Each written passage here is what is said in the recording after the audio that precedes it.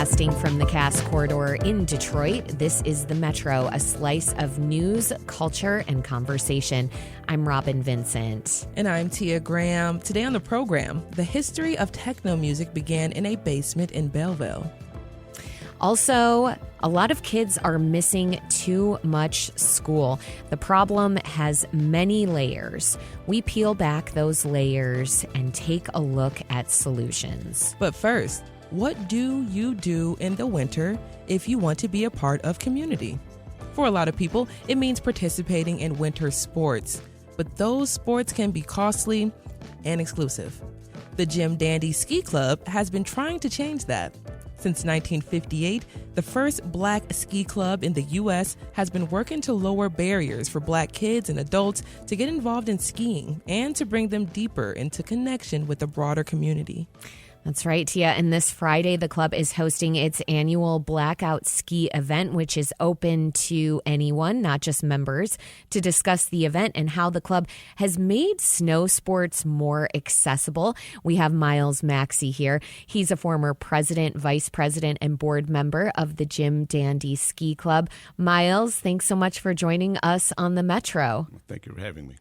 So first, how did you get involved with the Jim Dandy Ski Club? I actually did some skiing in grade schools. I grew up in Highland Park, and at the time, they had some skiing you could do after school that would take us to the local mountains. And so I got a flavor for it then. When I got older, at 18, I bought myself some skis, and I got a couple of my buddies to buy some, and we went skiing. But they ended up going into the military, and also just the three of us out there, it just felt kind of lonely. Yeah. So you're growing up in Highland Park, and you get on skis for the first time. Did you know anything about skiing before getting on those skis and doing what we like to call the pizza and the French fries, which is where you're trying to go and stop yourself by making the pizza and the French fry formation? No. In grade school, I was quite the daredevil. So I wanted to ride the chairlift the first time out, and I gave it a try. You jumped off of it? No, I made it up and then came down. Didn't know how to stop well. I would just fly past a tree and grab it and stop myself. So you were a natural, kind of. I was kind of a daredevil and was used to playing in the snow. My father used to take us out in the winter all the time. And we would go out to Kensington Park, go on the ice, sled, do lots of things in the wintertime. Tell me what kind of feelings you got for the first time being on skis and sliding down we'll call it a hill, sliding down the hill.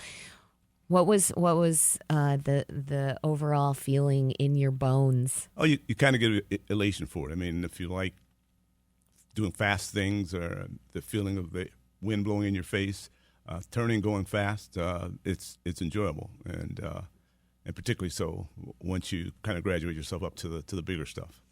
Right, when you finally can really maneuver and control all of your actions on those two wooden planks. So Robin, basically what you're both saying, Miles and Robin, is this is for thrill seekers, people who like to go fast, who like to do things that are kind of risky, a little risky. No, I wouldn't say that. I mean, you get the daredevils that will go out, but in our club, pretty much the way we start with people is to take it easy so they stay safe, and keep them on hills that aren't too aggressive, and for them to get the feel of it. And we kind of manage to keep people at the levels where they need to be, and they gradually make them work their way up and become really good skiers. Yeah, so there's something for everyone. Everyone's not like me who wants to just go fast and.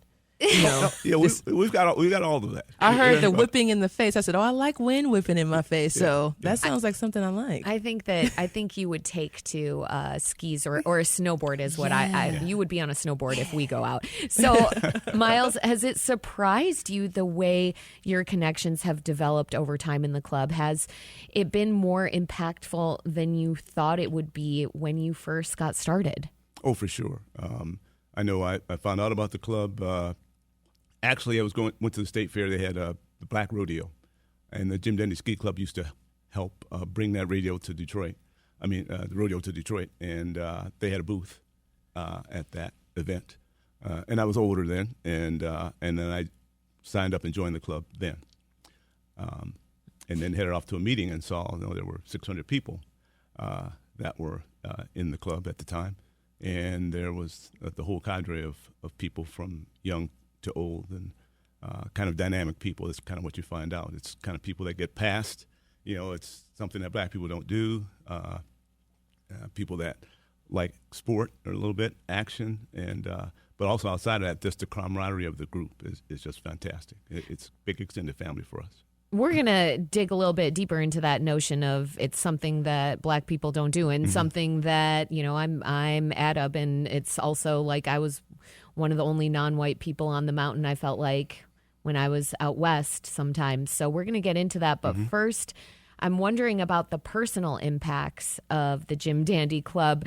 You and your son got married to people that you met at the club, right? Yeah, and my sister. It started with my sister. She lived in Texas, and I told her, "Hey, I'm joining this really fantastic group," and we were having the summit. I guess I'll get to that at a point here, but that's the major National Brotherhood of Skiers group where all the ski clubs come together.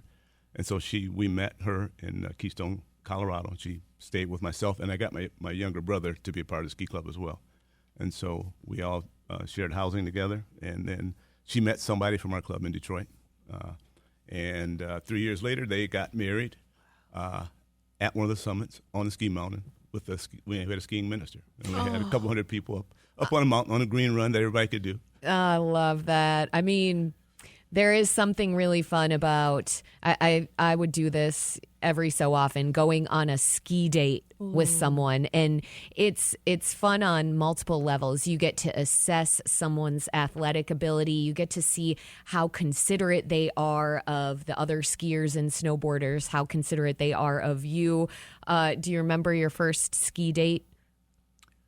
Well, to be honest, yeah. At this summit where my sister got married, my now brother-in-law's brother, who was there, introduced me to someone from the Black Ski Club in Washington, D.C. That person is now my wife. I just love it. So we met. And so your first meeting was a ski date, essentially? Through that week. Okay. Through that week, we got to know each other because it lasted a week. Okay. The Blackout Ski event, that's happening all day at Mount Brighton. It's coming up on Friday, and it was established by your son. It's a really big event that includes skiing, but also dancing. Tell us what people can find if they come this Friday. Yeah, it was started by my son and two of his friends, Jason Jones and Mark Baker. So the three of them put that event together. What that event really mimics is when we have our National Brotherhood of Skiers event, the Wednesday of the week that we're there, we have an event called the Picnic on the Hill. So you can think of it as a big party on the hill with several thousand people. So it's usually set up on a restaurant that's up on the side of the mountain. And outside of that, there'll be a big dance floor they put out outside in the snow. And everyone will show up for that event. And so this was a mimic of that by the younger group of doing that here for just one day. And so that's what the Blackout came out of.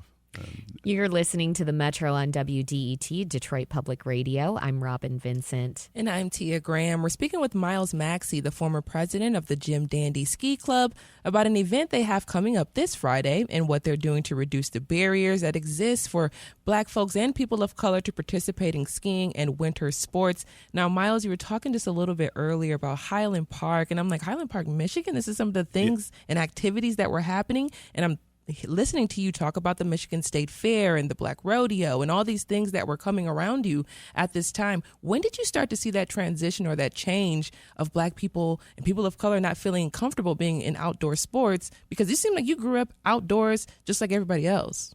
Yeah, mainly, I gotta say, due to my parents, my father particularly, to get us out. And I don't know how. My father was born in 1916 in the Delta of Mississippi, and he had us out at Belle Isle on the ice, sledding, and out at Kensington on the ice. So again, the cold, I got past that real easy. And growing up in school in Highland Park at the time I grew up, it was mixed. I think when I first moved to Highland Park, it was maybe 20/80 of African American, and probably by the time I graduated, that was through the transition. It was reversed. But But again, they had good programs had lots of tax base before all the industry moved away. And they had lots of programs like that. So I got to try skiing then, and that's where I found out I really love to do it. Yeah. So before we do let you go, you talked a little bit about the event that's happening. The club is hosting its annual Blackout, which is happening all day at Mount Brighton. If you could just give us the rundown on that and what folks could know if they want to sign up, or what people could know if they want to join the club. I think I need to, because if love's being found, I mean, I might need to be there. well, the club's website is online, and there's a fair amount of information there. We have monthly meetings. Most of them are by Zoom now since the pandemic. Every other month now we have a meeting where we all get together at the Rosedale Park Community Center. So that's what's going on in regards to that. What was your other question again? Oh, just about the event one more time about Mount Brighton so people know. Yeah, so the event for the most part now is sold out already. Oh, wow. I mean, it sells out. We only have, for that event, a little over 150 spaces because of the size of the venue. And so it typically sells out a week to 2 weeks before the event. It has for probably the last. It's been going on since 2011, and so it sells out relatively quickly. So I talked. My son called me on the way over, and was asking some questions about it because I ran it for a number of years when he was out of the country, and so. I got to get a good feel for what it took to pull it together and hold it together. And now we've handed it back to him. I love it. A cold sport, but a hot commodity. Yeah. Miles Maxey is the former president of the Jim Dandy Ski Club. The club is hosting its annual Blackout, which is sold out and is happening all day at Mount Brighton. Miles, thank you so much for joining us on the Metro. Thank you.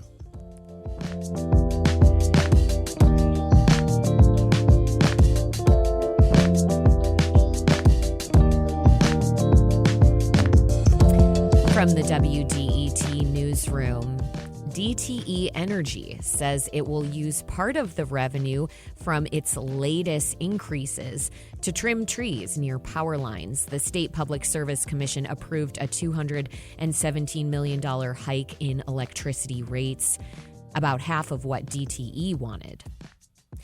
And the Detroit Health Department shut down Lafayette Coney Island after a customer complained of seeing rats in the restaurant. The Detroit Free Press reports the diner could reopen after its owners take care of the problem. In sports, the Kansas City Chiefs and the Philadelphia Eagles will meet in Super Bowl 59, a collective sigh from the city of Detroit. They won their respective conference championship games yesterday. It'll be a rematch of Super Bowl 57, which KC won. Oh, geez. Coming up at 11, chronic absenteeism. It is a big problem in schools nationwide and especially in Detroit. That's when a student misses 10% or more of class. Districts are trying out all sorts of solutions, and Detroit Public Schools Community District is paying high school students up to $200 in gift cards when they go to school 10 days in a row. What do you think of that idea? Should we pay students to go to school? And what else should be done? You can give us a call, 313-577-1019, and let us know. Up next, Detroit is known for a lot of exports. Cars and music are two big ones, and a lot of people think of Motown, as they should. But what about techno? That originated in Detroit at the hands of Black musicians. A new exhibit will tell the story of techno from an Afro-futuristic perspective. We'll be right back on the Metro.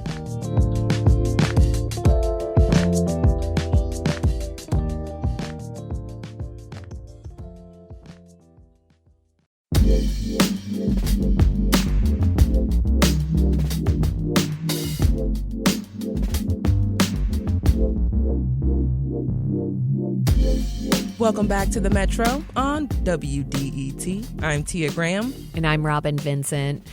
For a lot of people, electronic music is seen as club music or music for raves, which is definitely true. But whole industries have been created out of the electronic movement, yet its origins began mostly with one genre, techno. And briefly, for folks who aren't as crazy about techno as Tia and I, electronic music is the umbrella name of music with heavy technological flavors like synthesizers and drum machines. In the 1980s, techno was born in a Belleville basement. Three young men, Derek May, Kevin Saunderson, and Juan Atkins, the godfathers of techno, were hungry to cook up new sounds. And Robin, they got in the kitchen, let them cook. At its core, techno is fast and hard-hitting, oftentimes leaving your body still in motion after the beat stops pulsating. But what has the music meant to a generation of listeners, other than a way to dance it out? Why is it that techno and its profound and undeniable Black roots have long been unrecognized? And how does techno connect to the overall theme of Afrofuturism? Techno, the Rise of Detroit's Machine Music, is a new exhibit set to open to the public on February 4th through the end of April, and it's free. Joining us live is Julian Chambliss. Julian is a professor of English at Michigan State University. He is also the producer of Afro-Fantastic, the transformative world of Afrofuturism on PBS. We also have John Collins here. He is one of the most important figures of techno. He's a member of Underground Resistance and an exhibition community curator. Welcome to the Metro. Thank you for having me. Good. Hello. Good morning. Good afternoon. Good morning. Good morning. So, Julian, I just want to start with you here. Why did you decide to dive so deeply into techno? What fascinated you about the history of techno? Well, as a curator for the MSU Museum, my previous exhibition was on sort of visual culture and Afrofuturism, and that focused on comics. And my sort of dedication related to exhibition work is around Afrofuturism, and so I always knew I wanted to explore sound as the next exhibition. And obviously, because techno is is identified as one of the sort of foundational sounds that capture Afrofuturism, and we are in Michigan, I said to my colleagues, we really have to do an exhibition on techno at the museum. And so for me, it's a part of a kind of understanding the history of Afrofuturism. Futurism is both sort of discovered and what are the examples that people immediately point to, sort of manifesting what that term means. And techno is an example of that. It's an example of Black invention. It's an example of Black experimentation, innovation. And it's also an example of the ways that that experimentation and visioning embrace a more positive future that looks beyond the contemporary moment and really talks about community and transformation and uplift. Julian, you've been fascinated, like you said, by the concept of Afrofuturism. You've explored it in different ways. You produced and directed the PBS documentary Afro-Fantastic, the transformative world of Afrofuturism. So can you briefly talk about the meaning of Afrofuturism and how you continue to find ways to expand its connections to other aspects of Black liberation? Yeah, I think one of the classic challenges for people when they think about Afrofuturism is they really fixate on a particular kind of technological lens. And the definition I often use with my students is that Afrofuturism is really the intersection between speculation and liberation, born of the efforts of people of African diaspora in opposition to oppression.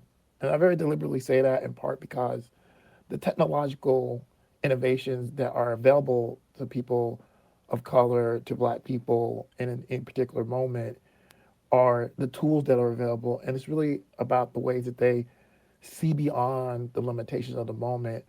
They take up something that scholars talk about as an imagine affords, and then they do something, like they interfere, they hack, they create a pathway to something different, something better, something uplifting. And so when we think about Afrofuturism as a practice, and academics like myself will use a term called Black speculative practice, what we're doing is that we're really calling attention to the ways that Black people, in any circumstances, at any moment in time, especially in the Western context, are looking at the circumstances that they're facing and imagining ways past that system to create a better tomorrow. And so when we take that approach, we can recover work and practice that we know that Black people have done and sort of place it in a lineage of Afrofuturist practice. And techno really is a prime example of that kind of intersection around speculation and liberation, the way that people imagine an affordance of a tool that many people at the time did not believe had any use, right? Like if you think about the origin story of techno, instruments like the Roland 303, like musicians didn't like them, but the people, those Black youth, they saw that, they listened to that, and they thought, I can do something with this. I can make something incredible with this. And that's what they did. And bringing John into the conversation. John, did you feel like an Afrofuturist when you started making music? Well, I think probably no. I mean, it was, techno, of course, is a futuristic type of music. Yeah. Heavily influenced by a group called Kraftwerk out of Germany, but also from Detroit's perspective, Detroit techno was also influenced by what was going on in Detroit at that particular point in time. Jazz, what was happening here is also influenced by jazz, gospel music as well, and it's a bit different from some techno that was created later on. But for me, outside of Octavia Butler, who's credited with Afrofuturism, for me it goes back to slavery. To some of Julian's points, the slaves often imagined and sang about living in a space where we are free. So they were, at that point in time, also, it was Afrofuturism, even though that concept had even occurred. So it goes back 200 years or so from, Detroit. I'm sorry, the United States. So the music explores what it would be like in the future for Black people. This is, of course, a music that was created by, actually, Juan Atkins is considered the godfather of techno music because he was the first to create it. And the very first techno record, created in 1980, Juan Atkins was a member of a group called Cybertron. And they created a record or produced a record called Alleys of Your Mind, Exploring Your Mind. The history is steeped in the black culture, and of course a lot of people don't know that techno was created by Black people. Even though we travel around the world playing the music, we speak a lot at conferences about the music, and of course we do have a techno exhibit in Detroit called Exhibit 3000, which has been in existence for 23 years. So it's always a good opportunity to educate and to expose people to the true meanings of techno, what it stands for, understanding Afrofuturism, because a lot of people don't understand it. And that's what this exhibit will do. You're listening to The Metro on 101.9 WDET FM. I'm Tia Graham. And I'm Robin Vincent. We're speaking with Julian Chambliss and John Collins about a new exhibit headed to the Michigan State University Museum that's highlighting techno music. Now, John, there will be a panel discussion featuring the producer and DJ Carl Craig, who is responsible for many incredible sounds that we have heard within the Detroit techno realm, but also is responsible for giving us the first Detroit Electronic Music Festival, now known as Movement. And he's going to be alongside Underground Resistance's founder, Mad Mike Banks, where they're going to delve into the evolution of techno. I wonder where you think techno is headed when we think about the different kinds of social upheaval in the world right now. Do you think that techno can play a role in that so-called resistance? Well, yes, I do. And of course, mad credit to Carl Craig and specifically Mike Banks. Underground Resistance, the label Underground Resistance, has always dropped knowledge in their music. So not only are you dancing and feeling the beat, but we're also educating you to different things, socially relevant issues that are going on that have occurred in Detroit and in the world. So that has been going on, and that will I think, continue in the future. And specifically to your point of what we're going through, today in the United States and I guess in other parts of the world, this music can help to ease or maybe soothe or educate, and also bring people together, because music, everybody loves music. It does bring together, and this music does not discriminate, and it's for everybody. So hopefully, I think that, as I said, this music will continue to inspire and educate, and also to help bring people together, in particular in the world that we are living in today. It can definitely be a uniting force. Professor Chambliss, I want to turn back to you. What can you tell us about the audiences you'd like to see coming to the museum for this exhibit? To John's point, I think one of the things about techno is that it has become a universal art form that attracts people across race, creed, gender, experience. So this is a great opportunity to bring people together, to explore that liberatory vision that's at the core of techno. And I particularly think that an emphasis on Detroit as the birthplace of techno offers a really important moment to consider the long history of liberation and transformation that's inherent to the city. And there's an argument to be made, especially from an Afrofuturist perspective, that there are many sounds that can be tied to place where Black people are reacting to whatever sort of cultural and structural obstacles that they're facing, and the sounds that they create are in some way kind of attuned to the circumstances that they're facing. And so techno is a particular kind of sound that you can only get from Detroit, but it really speaks to a transition from the sort of 20th century urban service economy to an informational economy of the 21st century. And really, we're dealing with the accelerated reality of that. And what does it mean to take care of people? What does it mean to have community? What does it mean to create structures that care? And ultimately, I always tell students, if you're trying to understand what Afrofuturism is asking for, what it's always asking for, regardless of its manifestation, is it wants to reduce harm and it wants to increase care. And I think if people think about techno, they always come away with a sense of greater care.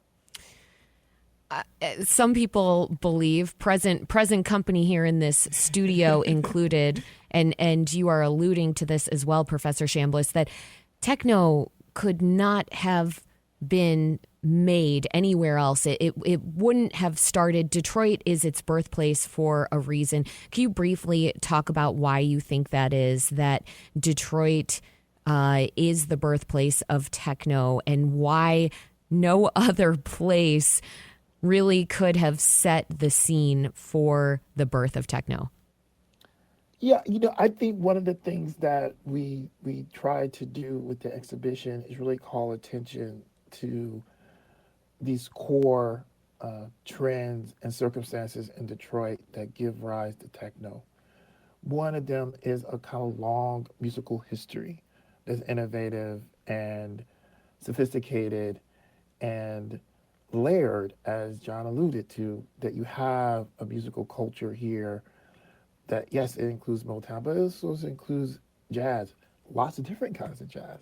You have a cultural landscape that has great writers and great artists, and there's a way where just the milieu of the place accepts innovation and does not limit Blackness, which is also one of the things that's really important when you think about Afrofuturism, that it's imagining beyond the limited confines of what Blackness could be.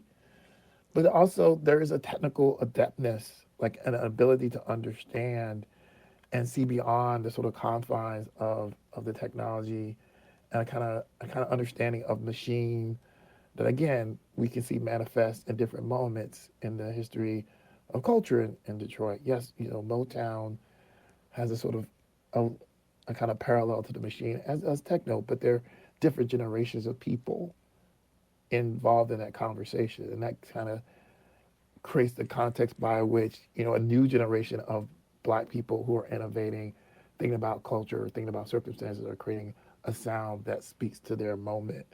And so having the spaces, having a kind of cultural milieu, having that kind of opening, all those things together get you techno.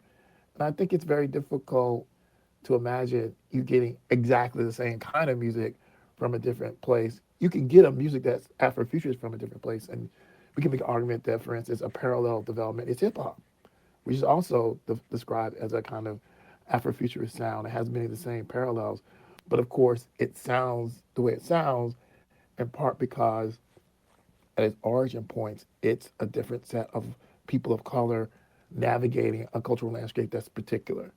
And so in a way, we have to situate our speculative sound work in the culture and activity and knowledge base of Detroit and its people and its legacies.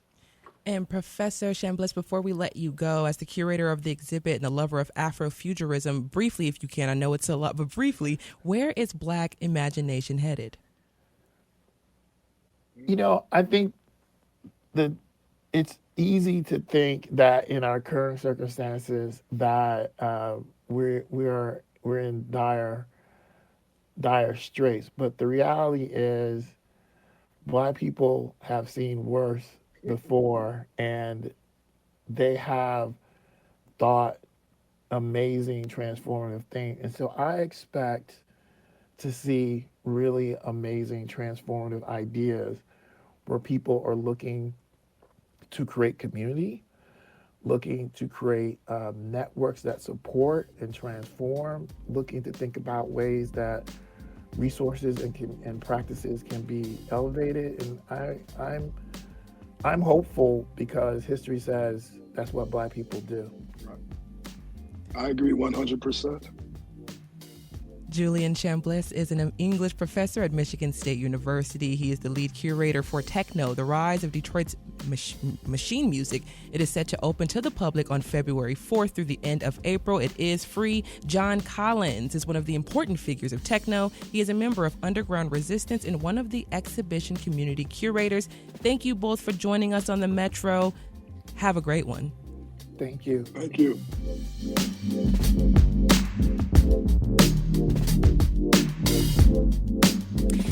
Up next on the Metro, the tax cuts that were passed in 2017 under President Trump are set to expire at the end of this year, unless Trump and Congress extend them. So 7 years in, what did those tax cuts do for middle and lower income Americans? That is coming up next. We'll be right back here on the Metro. Stay with us.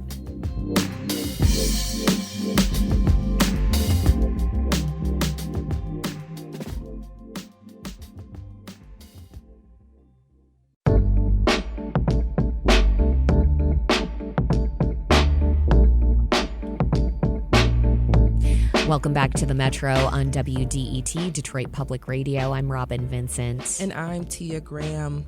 In President Trump's first term in office, he made good on a campaign promise to cut taxes. The Tax Cuts and Jobs Act was passed by Congress and signed into law in 2017. The Biden administration did not roll back the tax cuts, so they are still intact. But a significant part of those tax cuts are set to expire by the end of this year unless President Trump and Congress act to extend them. That's right, Tia. So the question is, who benefited from the Trump tax cuts, and what will extending them mean for middle and low income Americans? And then also, what about wealthy households? Metro producer David Lyons spoke with Bharat Ramamurthy, senior advisor for economic strategy at the American Economic Liberties Project and former economic communications advisor for the Biden-Harris administration. Let's start with the 2017 tax cuts that Congress passed. Trump had promised them before he came in. He wanted to bring down taxes. He promised a tax cut for all Americans. We've had 7 years to look back on that data now. With the benefit of 7 years of data, what do we know about the impact of the Trump tax cuts so far? So there were two key elements of that 2017 Trump bill. One was permanent. In other words, it would not expire. And then there were a set of changes that were short-term. So on the permanent side, that bill cut the corporate tax rate in the United States for American corporations from 35% to 21%. So a very, very significant permanent reduction in the taxes that large corporations have to pay. And then secondly, there was a set of short-term changes to the individual tax code. In other words, the taxes that you and I pay each year. And those all are set to expire at the end of this year. What we have is really good data about the impact of that corporate tax change. At the time, it was sold as substantially increasing the wages of American workers. It would lead to a host of new investments and research and development by businesses. And we have really good data at this point showing that none of those things really came to pass. The average wages for American workers from that tax cut didn't really go up, and there was no surge in business investment. Instead, what we saw was a very, very rapid increase in executive compensation and a big surge in corporate stock buybacks. And real quick for our listeners, how does a corporate stock buyback work? What happens is that if at the end of a quarter, let's say a company has $1 billion in additional earnings, and it has a choice at that moment. It can put that money back into the company, basically say we're going to open a new factory, or we're going to put money towards research and development of a new product line, or it can basically go into the stock market and buy back its own shares. So in other words, spend the $1 billion buying shares from people who currently own it, and then returning money to the people who own those shares. So that money leaves the company and goes into the hands of the corporate shareholders. Now, that's not necessarily a bad thing, but it's important to remember who holds shares in the economy, right? The top 10% of households own about 90% of all shares. And so when we talk about compensation for shareholders, that is largely concentrated on returns for the top 10% of households in the United States. So the kind of economic growth that we hear about with tax cuts is sounds like it's concentrated at the top, at least in the last 7 years of data that we have with our current tax code. That's where the economic growth has been concentrated. Is that fair to say? Yeah, well, I would say the entire theory behind the 2017 Trump tax bill was what people call trickle-down economics, quite explicitly. Right? The idea was if we cut taxes for corporations, they will take the money that was previously going to the government in taxes, and then it will trickle down to the workers for that company, right, in the form of higher wages. That was how it was sold. And again, as I said before, we haven't seen that take place. Instead, the money didn't make it down to the workers. It instead got transferred largely to the executives who've seen executive pay go way up, but also to the shareholders who tend to be richer households in the United States. Mm-hmm. And in the last 7 years, of course, there was also the pandemic, which disrupted all kinds of things in our lives, our economics, our bottom line, our entire lives, going to work, staying home, everything. So I'm curious how much the pandemic disruption to the economy impacts that data that we have. Is that data set, do we kind of take out some of those COVID years and throw them out? Do they factor in? How does that work? Yeah, obviously the COVID years create some distortions in the data, but the really good analysis that looks at the impact of the 2017 Trump tax bill accounts for those changes, right? Some of it just looks at data from 2017 through 2020, pre-pandemic. Some of it adjusts the data from 2020 and 2021 because of the disruptions from the pandemic. But these are really high-quality research studies. that have all reached the same conclusion, which is that there was no big increase in business investment and there was no surge in wages for American workers because of the corporate tax changes in the Trump tax bill. Mm-hmm. And so if we could, I want to kind of turn to the next step here. So the corporate tax cuts are permanent, as you said, but it's really the personal household tax code that we're looking at possibly being extended. President Trump has successfully, in the first 2 weeks of his second term here, he's been moving and shaking and making things happen that he promised would, or he's tried at least. There's not any indication that I can see that he won't be able to achieve an extension of the tax cuts, or maybe even a furthering of them. So I'm curious about your take. Is there a chance that these tax cuts won't be extended, or are we looking at something different that they may be expanded upon? Yeah, I think there's a lot of uncertainty about it. The steps that President Trump has taken in his first week are largely executive action. In other words, things that he can do by himself. Any extension of these tax cuts requires an act of Congress, and that always adds an additional layer of uncertainty to the equation. The way for people to think about the tax cuts that are expiring at the end of this year is that they are highly, highly slanted towards wealthier households. And so just to give you an example, the typical middle-class family is looking at a difference of a few $100s each year on their taxes, which is not nothing, of course. But the typical family that makes $1 million a year is looking at an average annual tax cut of $70,000 a year. Okay, so these are highly slanted towards rich families. And a way for people to think about this is to think back to 2017, right? These are changes that went into effect that year. Do people remember that year as a time when they got a big tax cut from the government? Most people don't, because it wasn't a huge tax cut for a typical family. So that's really what's at stake coming up. The other thing to remember is that these are extraordinarily expensive for the government. So to give you just one data point on that, if you were to extend all of these tax changes for another 10 years, that would add $4.5 trillion in debt for the United States, right? Just a massive amount of debt. And again, largely benefiting the very wealthiest households in the United States. And what Trump and the Republicans are talking about currently isn't just doing these tax cuts. They're talking about trying to cut government spending in other areas as a way of offsetting the cost of these tax cuts. And the number one thing that they are looking at to potentially cut trillions of dollars from is Medicaid, which is a program that provides health insurance to lower income families, to children. And so, again, I'm not exaggerating here. The proposal on the table that I think has the most likelihood of success for the Republicans is to cut health insurance significantly for lower income folks in the United States as a way of financing tax cuts for very rich households. And as you said, Congress will need to pass this, which adds complications. There's all kinds of state interests that will make their way into a bill, and there's going to be some kind of negotiating, I imagine. However, the Republican Party seems to be firmly behind Donald Trump, and the Democrats seem to still be reeling from the loss of the presidential election.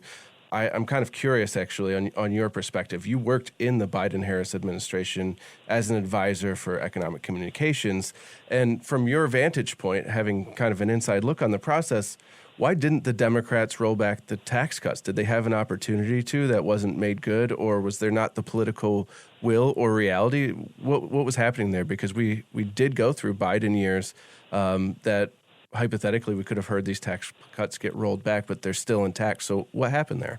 Mm-hmm. Well, I think there's a couple of things. In the Biden-Harris administration, we did make a couple of really important changes on the corporate tax code to basically get back some of the money that the Trump administration had let go from big corporations in 2017. And so those changes, there's a new tax on those stock buybacks that the Biden-Harris administration imposed.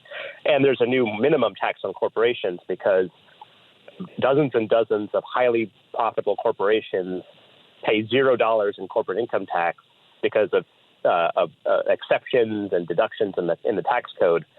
We imposed a minimum tax to make sure that if you're making billions of dollars, you're going to pay something into the government And those changes collectively are bringing in hundreds of billions of dollars over the next 10 years.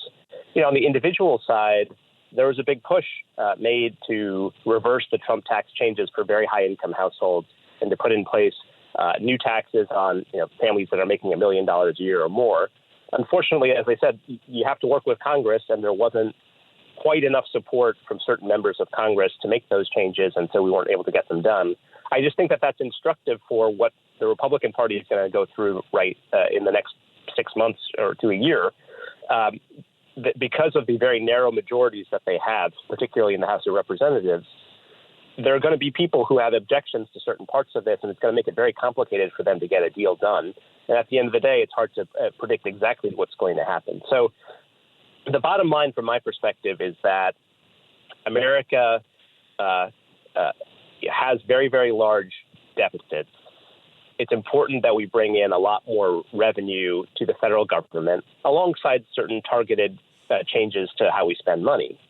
And the tax rates that very, very rich households in the United States pay has gone down a lot from 2000 to where we are now. That's really driving the deficits that we have.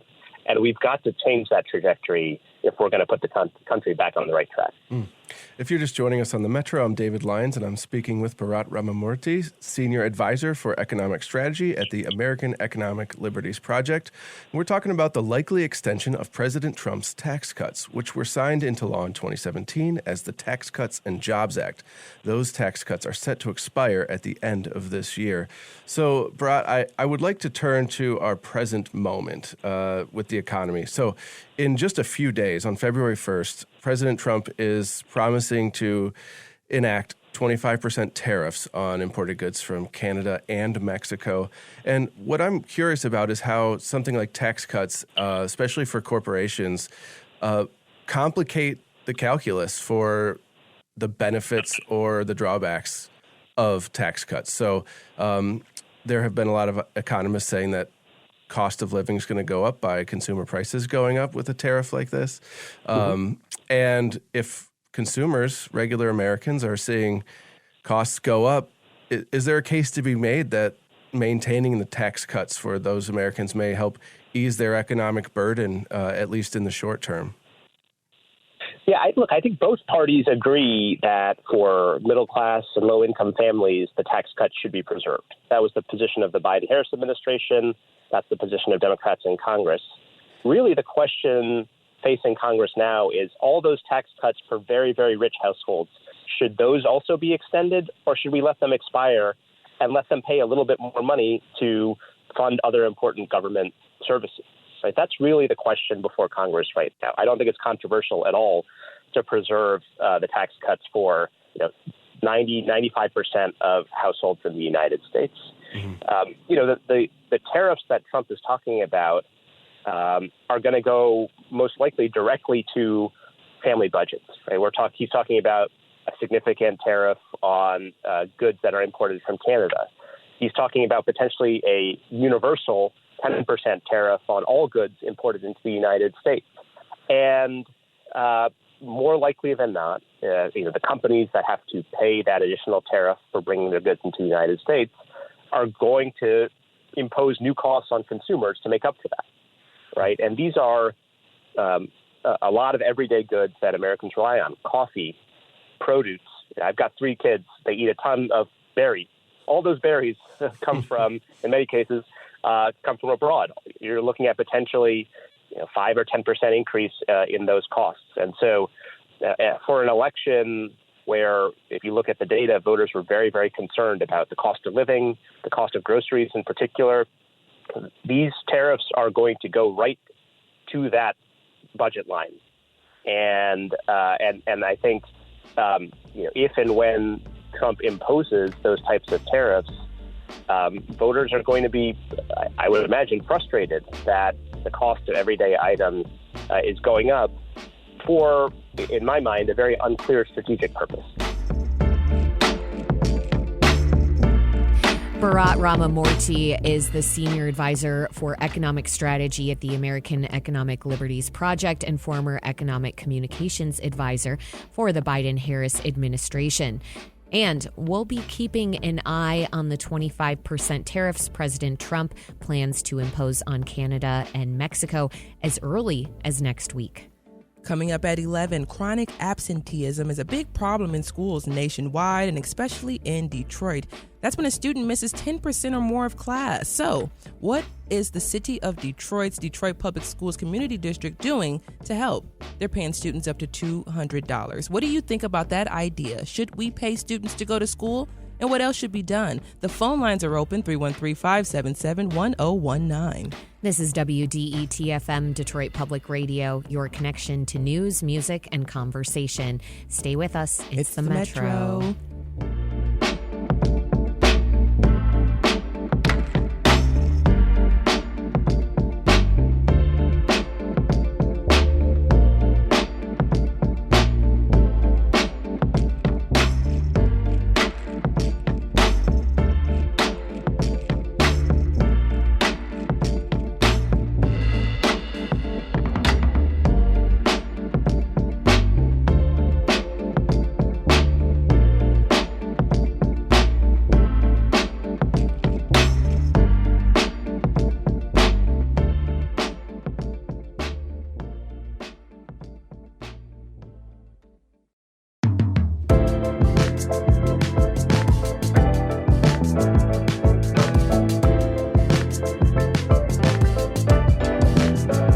Welcome back to the Metro on WDET Detroit Public Radio. I'm Robin Vincent. And I'm Tia Graham. Even after the school bell rings to signal the start of the day, a lot of seats remain empty in classrooms. Since the COVID pandemic, K through 12 students across the nation have been missing more school. The percentage of chronically absent students, meaning they miss more than 10% of school days, nearly doubled from 2018 to 2022. Last school year, Michigan recorded one of the highest rates of chronically absent students compared to other states, and the rate among Detroit students was more than double that. This is a major hardship for school districts like Detroit. Kids here face a lot of barriers that we will get into later, and those barriers affect things like literacy rates. And many are testing lower than their peers in more affluent districts. And the only way to change that is to draw kids into the classroom. That's right, Tia. So right now through March, Detroit Public Schools Community District is experimenting with a potential solution. They're giving high school students up to $200 in gift cards every time they have perfect attendance for 10 consecutive school days. And it really is just one approach of many that schools are experimenting with to get kids back into the classroom. But it has us thinking about this more deeply. We have addressed this topic before, but today we wanted to have a deeper conversation about the different approaches and ways districts are trying to draw students back into the classroom. And we're wondering what you think about this idea of paying students. Should we pay kids to go to school? And what else should be done? You can call us at 313-577-1019 and let us know. And joining us is Nat Malkus. He's a senior fellow and the deputy director of education policy at the American Enterprise Institute. Nat, thank you for joining us on the Metro. Robin and Tia, I'm grateful to be here. So before we hop into this conversation and get into the nitty gritty, let's differentiate chronic absenteeism from so-called truant behavior. And I know that term truancy is one that makes a lot of researchers kind of cringe. How are the behaviors different and how are they both addressed? That's a great question. And we often think, well, it's the truancy. And truancy is a part of chronic absenteeism, but it's not all we care about. So chronic absenteeism is the percentage of students in K to 12 schools that are missing 10% of the year. That's at least 18 days in a 180-day school year. That's a lot of school. But the chronic absenteeism includes all days that are missed, not just days that students are truant or unexcused. And the reason that we care about that is because, well, if schools are good for kids and kids are missing school for many days, they're getting less out of school. And whether those are for sicknesses or doctor's visits or excused reasons, or it's because the student doesn't have a valid excuse or doesn't document it, doesn't make a huge difference necessarily into the fact that they're going to get less out of school. So truancy is part of chronic absenteeism, but chronic absenteeism writ large is what has skyrocketed since COVID. Nat, could you paint a picture for us when you say students are getting less out of school? Can you talk about a few concrete examples of what that looks like? Yeah, well, we know from the research that, and look, this is just kind of intuitive, right? If you go to school every day, the classroom's going to be sort of more routine, and you're not going to miss things. And we know that kids who are chronically absent are less likely to read at the critical grade 3. They're more likely to struggle in middle school academically. They're really less likely than their peers who attend regularly to graduate from high school, and the effects go into the future and the labor force well. So attending school regularly is part of success at school, and it's part of success in life, right? I mean, you'll hear people say showing up is half the game. Well, chronic absenteeism is not showing up as frequently as we need you to. So, Nat, then the research tells us that it's a predictor for, let's say, job instability. If a kid is not making it to school regularly, then it's not being imprinted in their mind that is going to be one of the requirements to hold down a steady job. Yeah, I mean, the research as far as following kids into the labor market and knowing that it's about stability is sort of speculative. But look, we can understand this if we train and teach students that showing up regularly is part of fully being engaged in an institution, be that school or work. That's going to carry over into their life. We can see these outcomes in sort of the medium range, and there's no doubt that they're long range success indicators as well. Now, we've been pointing to the spikes in chronic absenteeism rates that have really presented themselves after the pandemic. Is the pandemic more of a catalyzing force for this behavior? You know, there's no doubt about it that the pandemic made a huge difference. Look, prior to the pandemic in 2018 and 2019, when we have fairly clean and consistent data, it was about 15% of K-12 students were chronically absent. Now, we shouldn't think that's great, but that's what it was, and it was stable. By 2022, that had reached at about 28.5%. That's about a 90% increase. And it's important to also note that this increase wasn't just for some subset of students.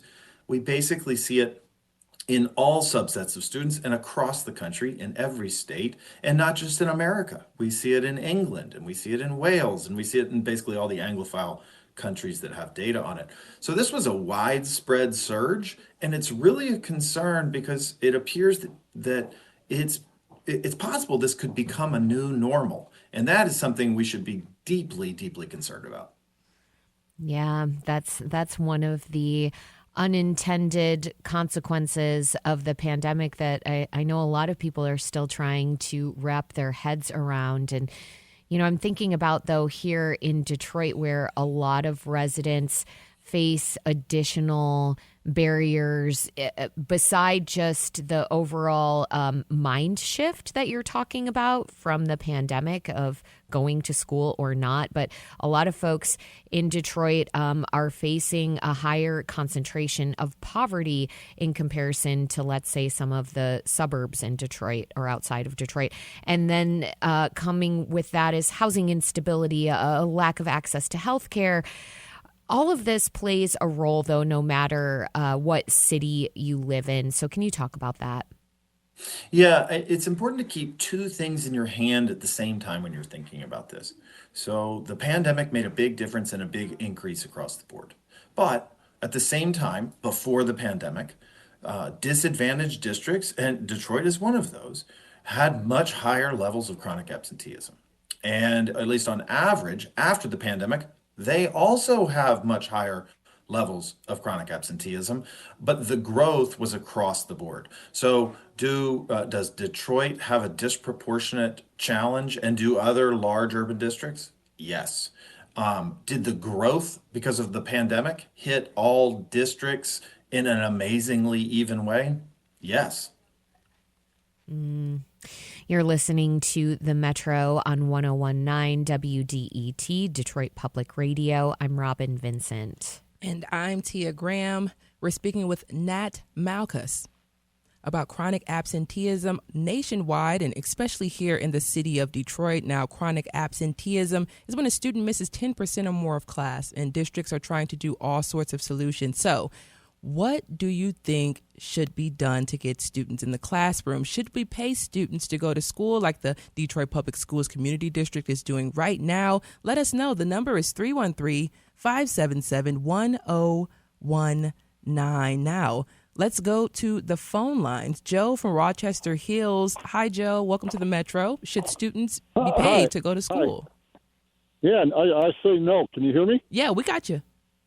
Oh, good. I'm walking my daughter's dog in Royal Oak, so it's a little windy out here. So I just want to make sure that the wind wasn't messing with the sound. Are they 45 miles per hour as predicted? Right. Yeah. Well, it's starting. It's starting to push. So it's coming out of the west, which is never a good thing, you know. Well, it's good to hear from you again. But should students get paid, and why or why not? No, I say no. I say no because then we're monetizing education, you know. That's crazy. To me, we as a society, we should value education. You know, you value what it is and what it does for you and what it can do for you. And putting a dollar amount on it, I said, yeah, all that is that's not an incentive I'd like to see in the education system, you know. Yeah. Take an example. Here's what I could see if that gets passed. Some person, let's say they're 30, 40 years old, they didn't get their high school diploma, so they go back to school so they can collect $200 every 10 days, and make an extra $400, $600, $800 a month by showing up at school. You know, that's the idiocy of it all to me. I sort of had a question around, I know the percentages in Detroit are not good, but what's the percentage of, say, Cass high school versus the rest of the city as far as attendance? I'll bet you it's way higher. All right, Joe. Well, good luck walking your dog in the 40 mile per hour wind right now. And thank you so much for your call this morning. Now, Nat, we want to bring you back into the conversation. Joe mentioned educating getting monetized, but it raises a question. What is the state of public education funding right now?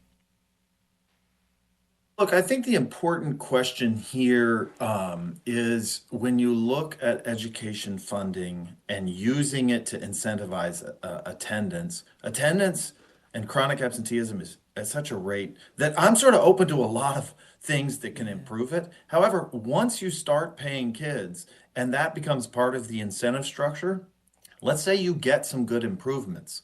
Does that mean we're on the hook for paying kids over the long period? What's the end game there?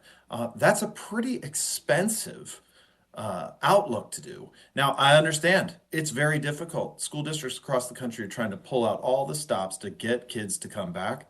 But I think a clear-eyed view of what it takes to change the culture and to address the problems that are really holding kids back needs to be done without bringing on new incentives that we're going to have to maintain over the long haul.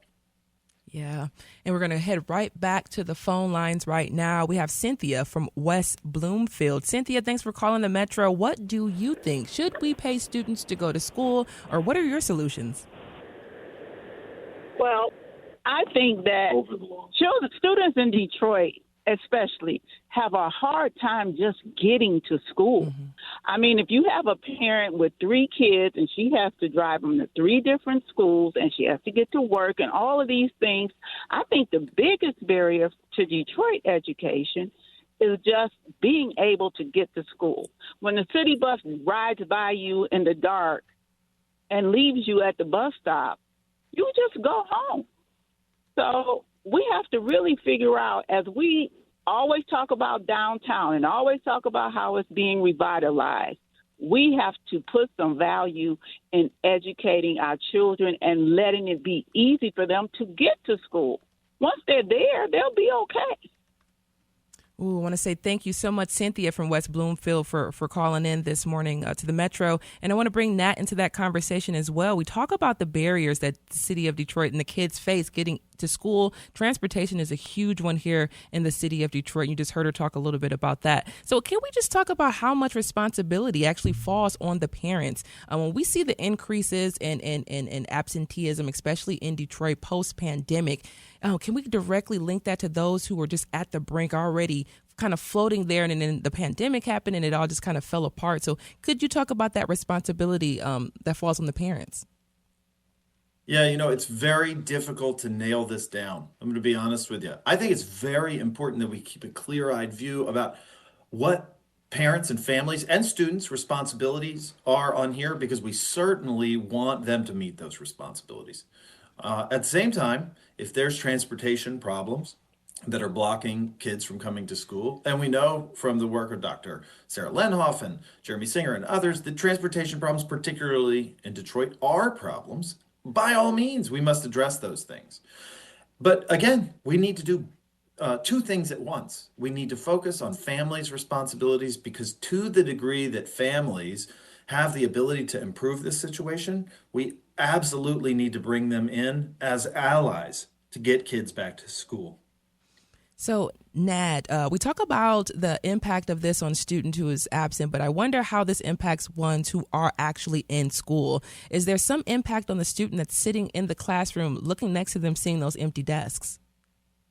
I'm certain there is. This is less from any research that I've done and more back from my days in the classroom. I know that when I had relatively few students absent, it was more of a burden on the teacher, just more work and more of a job to do to catch up the individual who missed. And also, that takes away from all the work that you have to do to prepare for your classroom and execute an already difficult job. At the rates we're seeing post-pandemic, the burden that teachers bear up under in taking care of so many students has just got to be sort of overwhelming. I think it's a real quality of life issue for teachers. As far as it goes for students, I can't think it doesn't make a difference. Look, the peer effects in schools, how the kid who is next to you affects you, they're very strong. And when absence is one of those peer effects, I think we're very likely to see influences that would improve a lot if we could get kids back in the class. And Nat, before I let you go, getting kids back in the class, you just talked a little bit about it. If we start these incentives, we may not ever stop with the incentive. So what kind of solutions are we seeing in other parts of the country that are actually working?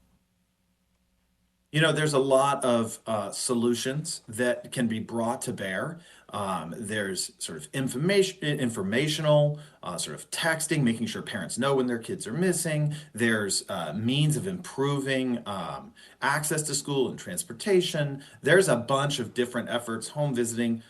There's lots of them. I wish I could tell you that there was a silver bullet, but it is elusive right now. This is a very stubborn problem. And I think that there are very reasonable or significant challenges that are external to the school. There are some that are internal to the school, and I think there's some on families' plates. And I really think we need to bring all groups to bear to solve this really pernicious post-pandemic problem. Nat Malkus is a senior fellow and the deputy director of education policy at the American Enterprise Institute. Nat, thank you so much for joining us on the Metro today. Thanks for having me.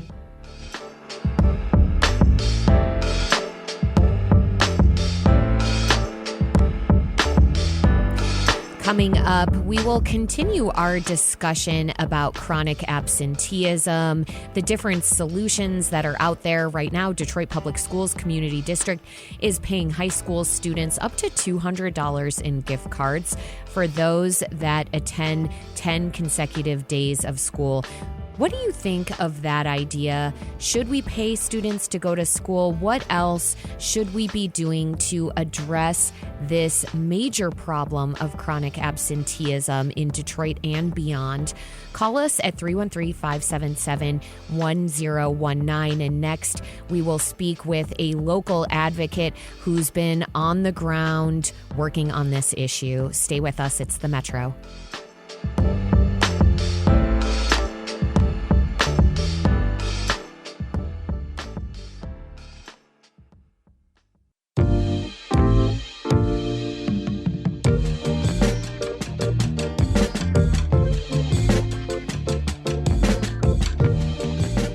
Welcome back to the Metro on WDET, Detroit Public Radio. I'm Robin Vincent. And I'm Tia Graham. We've been talking about the societal barriers students face that contribute to chronic absenteeism. That's when a student misses at least 10% of school days. And while issues like housing and poverty play a significant role, a group of Wayne State University researchers wondered if teachers and administrators in Detroit high schools were supporting their students. That's right, Tia. The researchers recruited community members who interviewed students, teachers, and administrators from Detroit schools to better understand how absenteeism plays out here. Imani Foster is joining us right now. She's the communications lead for 482 Forward, which is a coalition that supports education in Detroit and Detroit families more broadly. She's one of the community members who helped in this research project. Imani, welcome back to the Metro. Hello. Thank you for having me. So could you talk about how familiar you were with chronic absenteeism before working on this project? Because I'm guessing since you work closely with a lot of young people and families, this has been an issue that's been front and center for you for a minute. Definitely. Even as a high school student, I was doing community organizing, working with students and parents to think about all of the different things that kind of get blamed on students, but have a lot of other things that impact them. And so I kind of was familiar with chronic absenteeism, but I think this project did give me a lot more context to things past like transportation and the things that we just kind of think come top of mind as to why students are chronically absent. So wait, can we go back for a minute? You were doing organizing as a student because you felt that a lot of the barriers were missing from the conversation when it comes specifically to chronic absenteeism. Yes, exactly.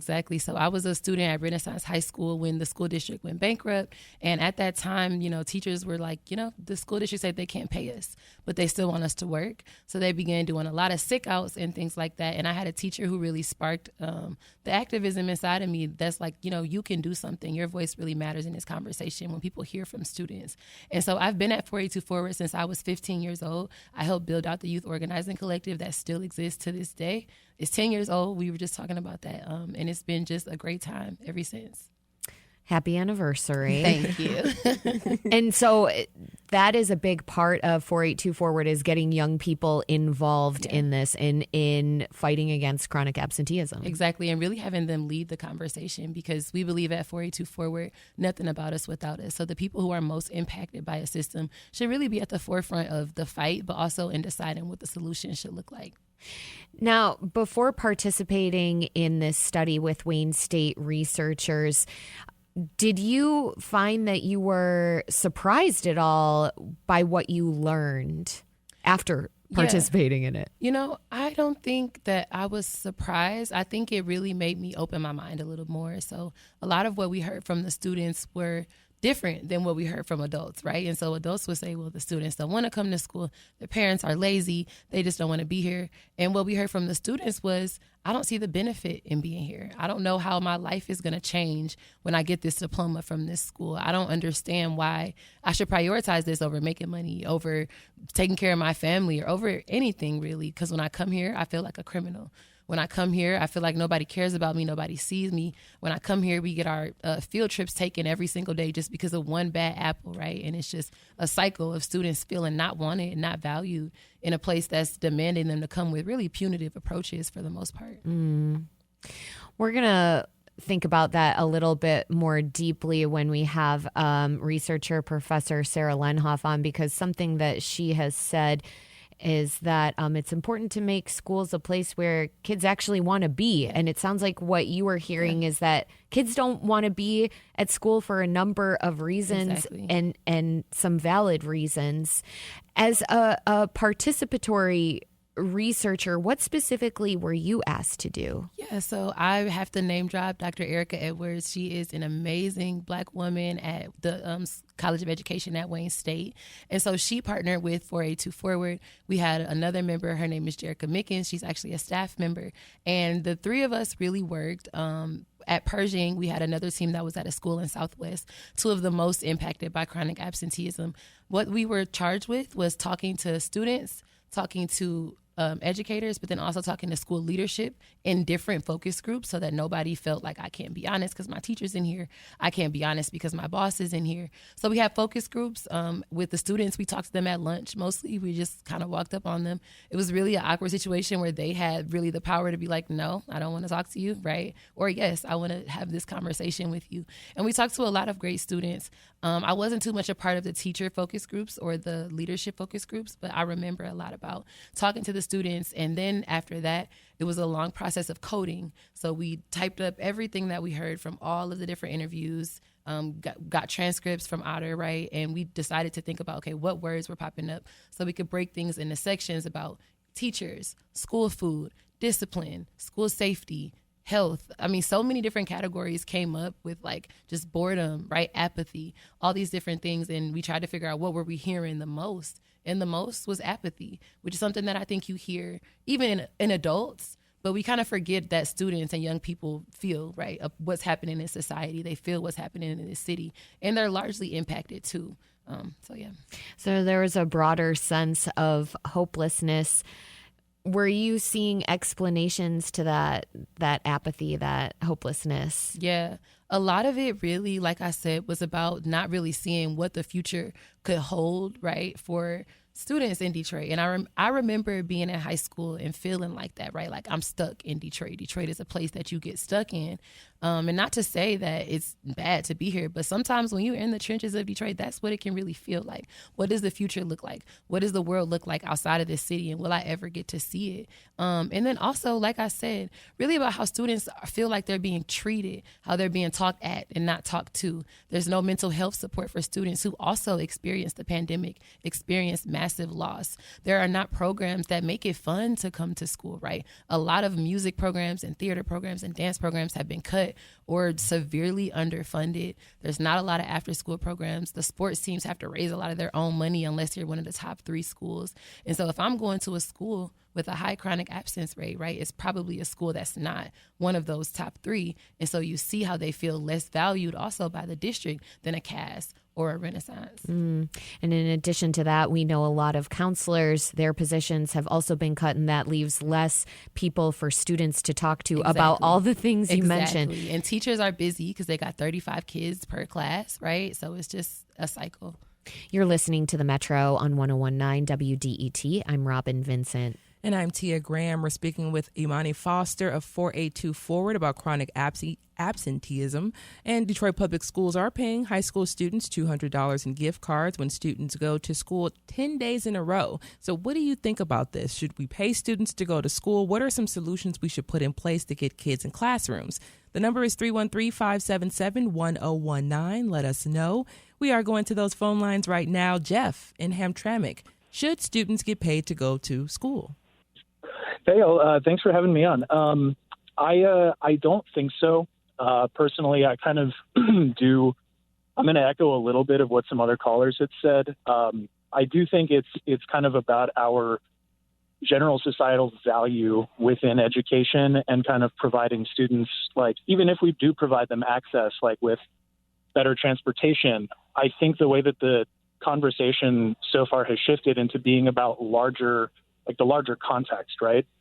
You have kids who are using their voices to talk about and fight against school shootings, climate change, all of these massive things that impact them on a much larger scale and create kind of a dystopian future. I mean, if you have kids who don't want to go to school, even if they would be able to, it's maybe they don't see that future for themselves because society is kind of ignoring them. It's like we're asking them to exist in a world that is not created by them or for them. It's created for the current power structures to continue reinforcing what they already want, you know?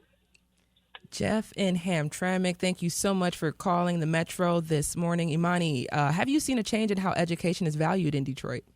I wouldn't say a change. I would say a consistency. When I was in high school, which it don't feel like that long ago, but it was, right, like 8 years ago. I just remember feeling like everything was more important. People talk about roads.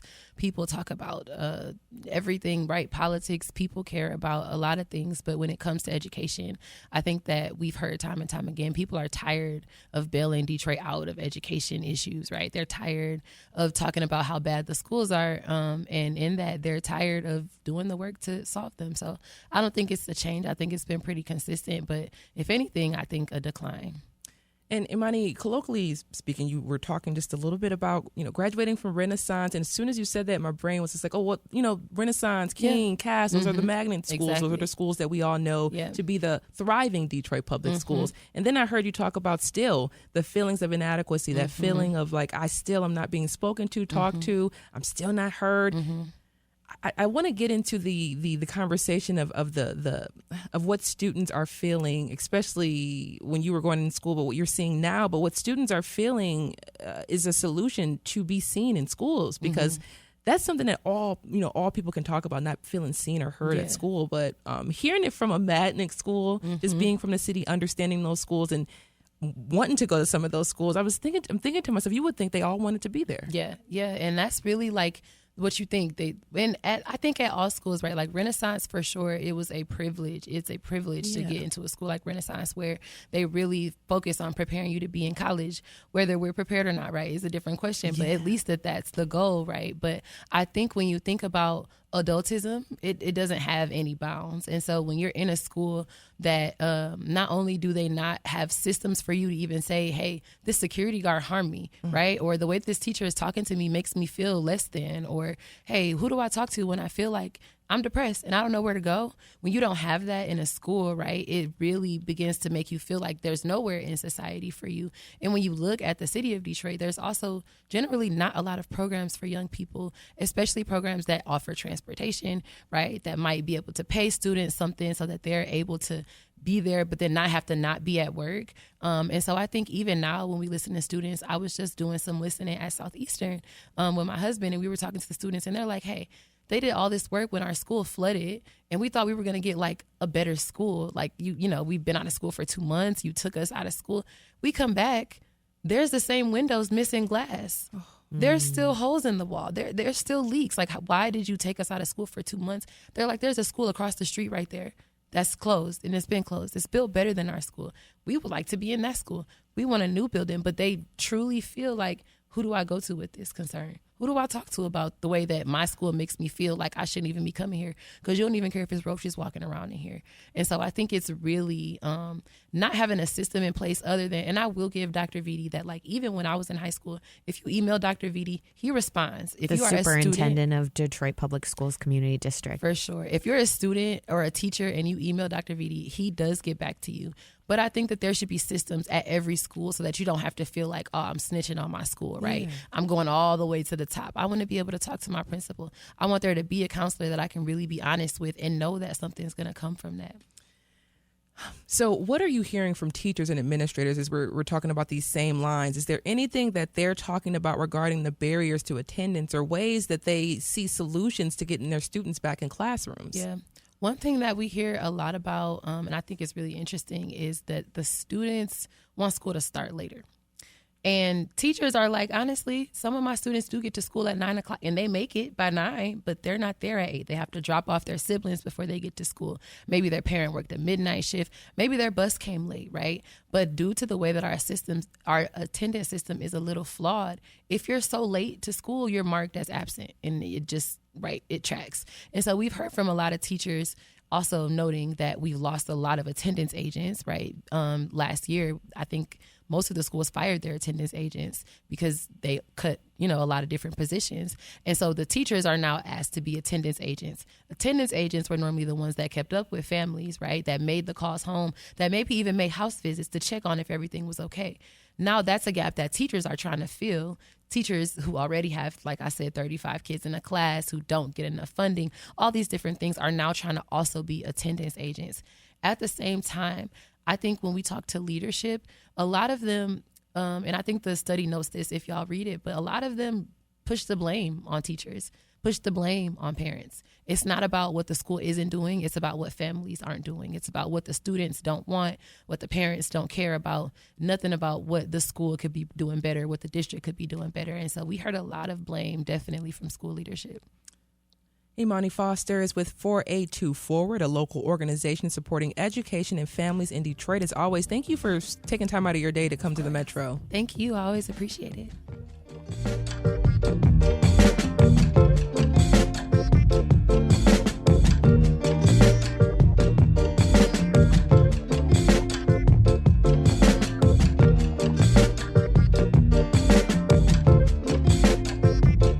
Coming up, we'll continue our conversation about chronic absenteeism. It's a big problem in schools nationwide, and especially here in Detroit. One strategy that Detroit Public Schools Community District has engaged in is paying high school students up to $200 in gift cards when they attend 10 consecutive days of school. And we're wondering what you think of that idea, our listener. Should we pay students to go to school? What else should we be doing to try and get kids back into the classroom? Call us at 313-577-1019. Stay with us. This is the Metro on WDET.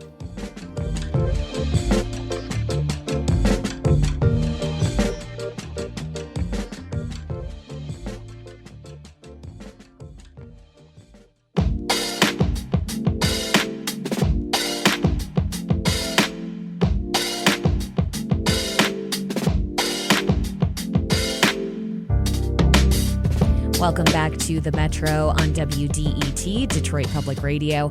I'm Robin Vincent. And I'm Tia Graham. And now we are joined by Sarah Lenhoff. She is an Associate Professor of Educational Leadership and Policy Studies at Wayne State University and the Director of the Detroit Parentship for Education Equity and Research Professor. Professor Lenhoff led the study on chronic absenteeism we just discussed with Imani Foster.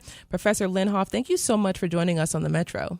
Thanks for having me. Of course. So we just heard from Imani Foster. Describe how students and teachers as well as administrators respond to absenteeism during your study. What role do teachers and administrators play in this issue? Sure. And let me just clarify, I actually didn't lead this study. My colleague, Dr. Erica Edwards, did. I was a part of the team. But I have been leading a research center that's been studying this issue for almost a decade in Detroit. So I've done lots of other research, including this project. And you have a book coming out about this very issue. We do. March 25th out. Harvard Education Press is putting out our book. You can pre-order it now. It's called Rethinking Chronic Absenteeism. And, I think teachers and school districts and schools can do a lot to support student attendance. I don't think they can do everything. So we already heard several of your speakers talk about how there's no silver bullet. And I really want to reiterate that, right? This is a complex issue. Students are missing school for all kinds of different reasons. So no one solution is going to work for all students. But certainly there are things that we can do, right? We heard Imani talk about a positive school culture, kids coming to school, getting there and having a great learning experience, right? That can make a huge difference. Building strong relationships with parents, right? We know from decades of research that having strong connections between teachers and parents is essential in the learning process, right? If teachers deeply know and understand their students, then they can help connect them to what they're learning, and they can also help address their needs, right? Put in place resources to connect them with other initiatives in the district or in the community that they may need to support their learning and their attendance. And so, Professor Lenhoff, your research outlines how punitive policies in schools can impact absenteeism. What policies are we talking about here, and what is the impact of those? Especially when we talk about other cities, do we see this as the case in other cities, or is this like I'm not going to say uniquely Detroit things, but of course it's happening, but how unique is it to Detroit? It's definitely not unique. I would say that, for decades, when students missed a lot of school, the main thing that schools did was punish them, right? We know about truancy court. We know about even students getting suspended for being absent, which is very counterintuitive, right? Yeah. My colleague Jeremy Singer at Wayne State has done some research that has shown that when students are suspended, they're actually more likely to be absent following the suspension, even when they're supposed to be back in school. So we know that those sorts of things can really, again, disrupt the strong relationship between students in the school and the family in the school, create those rifts that, again, make it harder to connect with kids, figure out what's going on, and help bring them back. And, there are so many different things, so many issues and barriers that impact Detroit students. One of the things that stood out to me and continues to stand out to me is Detroit has the highest rate of asthma. And I think about kids, and I think about that's a main reason why a lot of kids aren't in school consistently. They may have a flare-up or an asthma attack, and they have to stay home. Absolutely. I mean, we did some research back, it was almost a decade ago, when the federal government first started collecting data on chronic absenteeism. And we found that Detroit has the highest rate of chronic absence in the whole country of any urban district. And the things that were correlated with that were things like asthma rates, things like segregation, poverty, unemployment, crime, right? So those things are highest in Detroit, and they correlate with our chronic absence rates. It kind of creates the conditions for poor student attendance.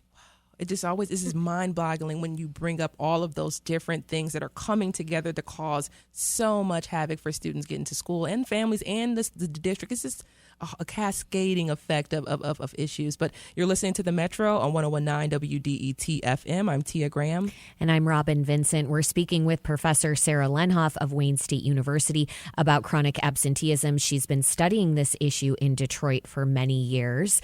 And we're looking at one strategy. Detroit Public Schools is paying high school students to attend class to address the problem. And we're wondering what you, our listener, think of that idea. Should we pay students to go to school? What other strategies do you think would help? 313-577-1019. And I would like to go back to the phones. We're going to hear from Sherry in West Bloomfield. Sherry, thank you for calling the Metro. How do you think we should be solving this problem? Should we be paying students to go to school? Yes, I actually think that is one of the options for incentivizing students to attend, especially if there's economic reasons, if they're working instead of attending school.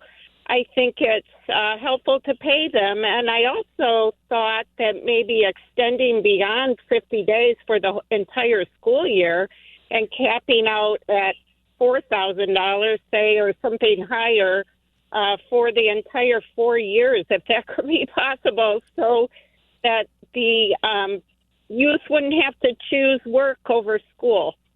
Sherry, thank you so much for calling the Metro. And now I have to turn to our researcher here, Professor Lenhoff. What do you think? Should we be offering money to students to get them to go to school? So I think any solution that we can try out is worth trying out. We don't have a lot of good evidence about what works, especially in a context like Detroit, where we have 50-60% of kids missing this much school. So I'm open to these sorts of experiments. I agree with Sherry, the caller, that, this could supplement the income of a family if their child is having to work instead of go to school. So in terms of supporting those economic challenges and barriers to getting to school, I think this could, benefit a student. I have some questions about implementation and the longevity of a policy like this. Where is the money going to be coming from if we're going to have this as a long-term solution? In addition to, there's a little bit of research on incentives that's pretty mixed about its positive effect on attendance. And in some cases, it can kind of dissuade students who were already attending a lot of school because it sort of replaces something that was maybe an intrinsic motivation with this extrinsic motivation. And then, if they miss one day because they're sick, then they don't get the incentive. And that can be, really demoralizing, I think, for kids. So I think there's a lot to be learned. I'm excited to hear what the district learns about this program. So it's a slippery slope potentially, but we have to be pulling out all the tools in the toolbox and trying lots of different things.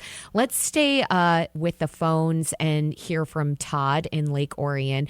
Todd, thanks for calling the Metro. What do you think? Should we be paying students to go to school? And if not, how do we address the problem?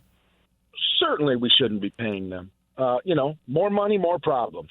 I mean, and that more money has become the default answer to every question in society, it appears. And eventually you run out, and eventually the people that are paying get tired of it. So it comes back to my grandmother was a teacher who taught all the way from kindergarten through high school.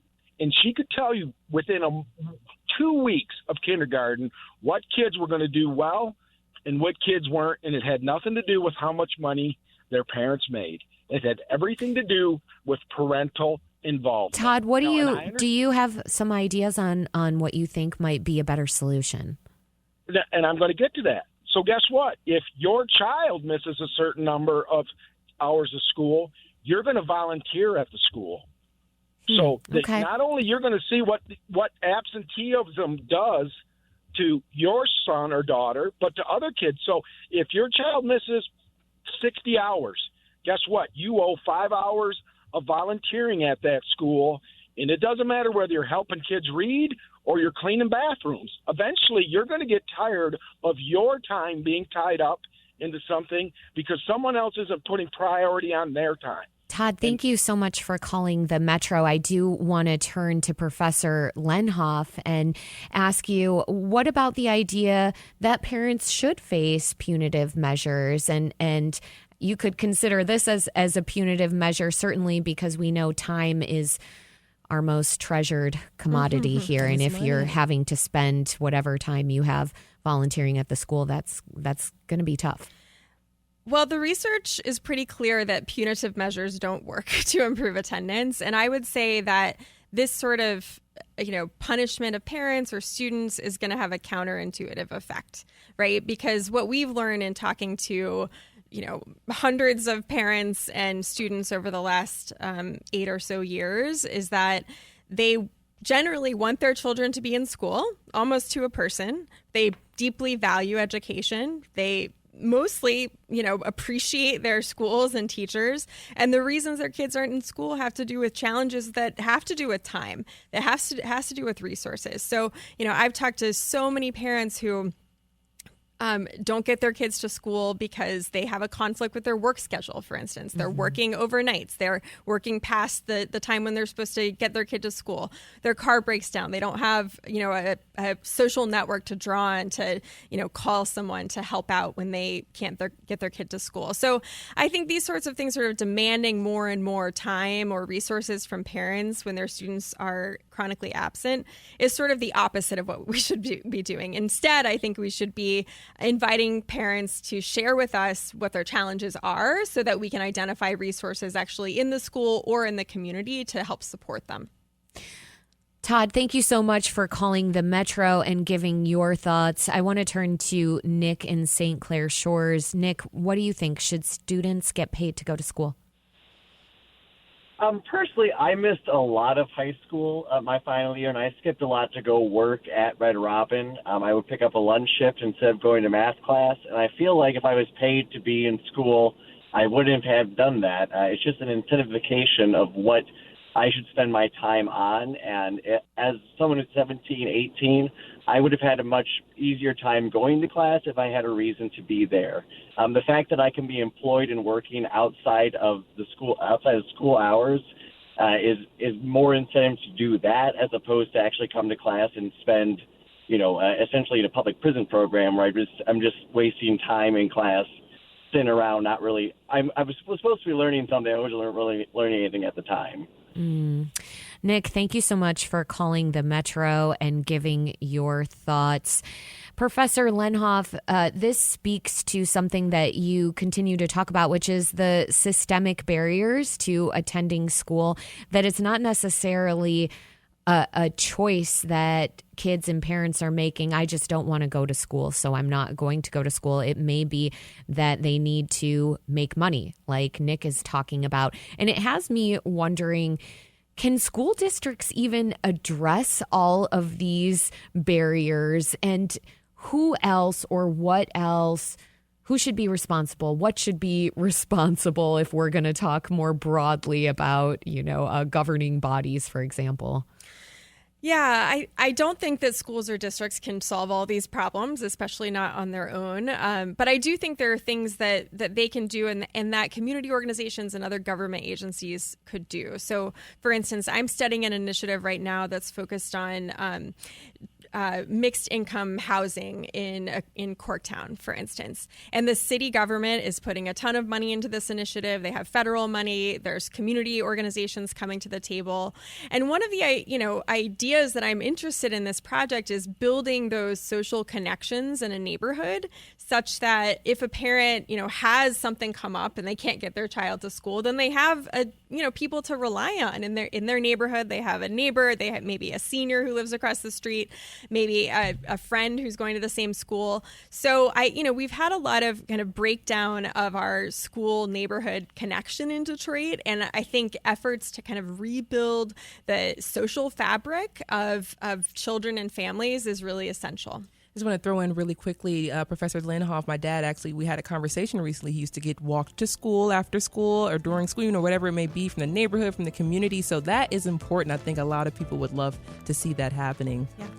Sarah Lenhoff is a professor of educational leadership and policy studies at Wayne State University and the director of the Detroit Partnership for Education, Equity, and Research. Professor Lenhoff, thank you so much for joining us on The Metro. Thanks for having me. That's The Metro. For Monday, January 27th, The Metro is a production of WDET, a listener-supported service of Wayne State University. And, of course, this is WDET-FM, Detroit Public Radio, your connection to news, music, and conversation.